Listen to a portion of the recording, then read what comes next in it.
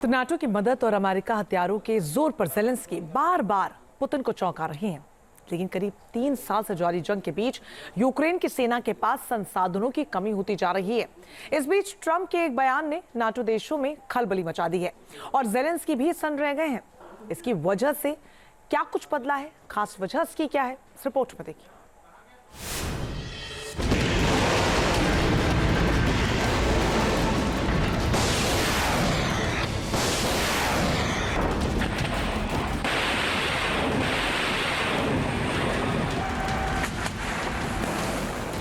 चौंतीस महीने से जारी है रूस यूक्रेन के बीच भीषण जंग।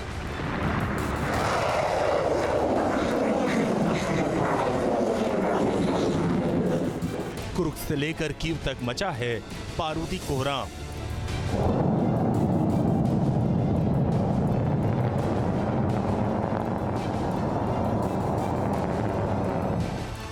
पोलैंड से जर्मनी तक के जंग की जद में आने का बढ़ रहा है खौफ।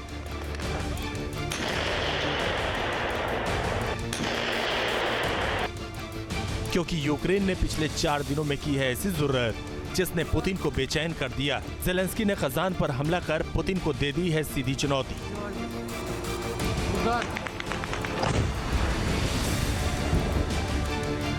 इस बारूदी चुनौती से पुतिन भड़क गए हैं और यूक्रेन पर भीषण पलटवार करने की योजना बना रहे हैं। इस बीच दावा किया जा रहा है कि करीब 34 महीने से जारी इस युद्ध में कीव के सैन्य संसाधन खत्म होने की कगार पर है। रिपोर्ट्स के मुताबिक ज़ेलेंस्की की सेना के पास रूस को चुनौती देने के लिए अब अब्राम टैंक नहीं बचे। वहीं अब्राम टैंक जिन्हें जंग के मैदान में दुर्जयी माना जाता है, जिनका वजन 68 टन होता है, 120 मिलीमीटर स्मूथ बोर गन से लैस ये टैंक खास आर्मर और तेजी से मूवमेंट करने के लिए जाने जाते हैं।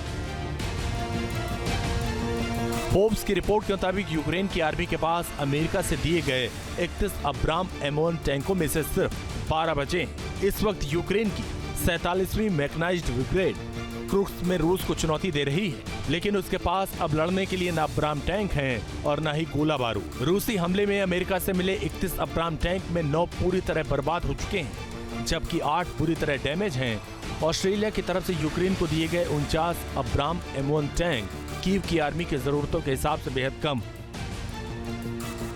कीव को सिर्फ सैन्य संसाधनों की कमी से ही दो चार होना नहीं पड़ रहा, बल्कि नेटो की भी पतली होती हालत ज़ेलेंस्की को टेंशन में डाल रही है।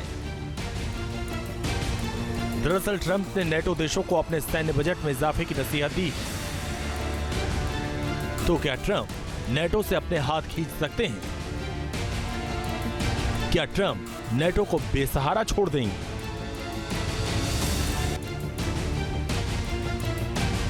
ट्रंप जनवरी में राष्ट्रपति पद की शपथ लेने वाले हैं। दावा किया जा रहा है कि दुनिया के सबसे ताकतवर सैन्य संगठन नेटो पर भी ट्रंप की वापसी का असर हो सकता है। अमेरिका इस गुट में सबसे ज्यादा पैसे खर्च करता है। ट्रंप कई बार बयान दे चुके हैं कि वो नेटो को फंडिंग कम या बंद कर देंगे। अगर ऐसा हुआ तो सबसे ज्यादा चोट यूक्रेन को लगनी तय है। अमेरिका फिलहाल नेटो के कुल खर्च का लगभग 70% हिस्सा देता है। साल 2014 में सभी नेटो सदस्यों ने मिलकर तय किया था कि वो अपनी जीडीपी का कम से कम 2% डिफेंस पर लगाएंगे। यही वो न्यूनतम खर्च है जिसे बिल भी कहा जाता है। ज्यादातर देश इस मामले में पीछे हैं, जबकि अमेरिका ने अपनी जीडीपी का लगभग 3.5% डिफेंस पर खर्च किया। इसके बाद पोलैंड, ग्रीस और ब्रिटेन का नंबर रहा। ट्रंप ने नेटो को लेकर अपनी नीति साफ कर दी। उन्होंने दो टूक कहा कि अमेरिका नेटो देशों को सपोर्ट करेगा, लेकिन अपनी सुरक्षा की जिम्मेदारी नेटो के सदस्य देशों को खुद लेनी होगी। ट्रंप की बयानबाजी के बाद नेटो देशों की हालत खस्ता हो रही है। एक तरफ रूस का रुख हमलावर हुआ जा रहा है, वहीं यूक्रेन को मिल रही सैन्य मदद में कमी आ रही है। ऐसे में अगर अमेरिका ने नेटो से हाथ खींचे तो नेटो के सदस्य देशों की परेशानी और बढ़ेगी, वहीं यूक्रेन को बड़ा आघात पहुंचेगा। Team news nation.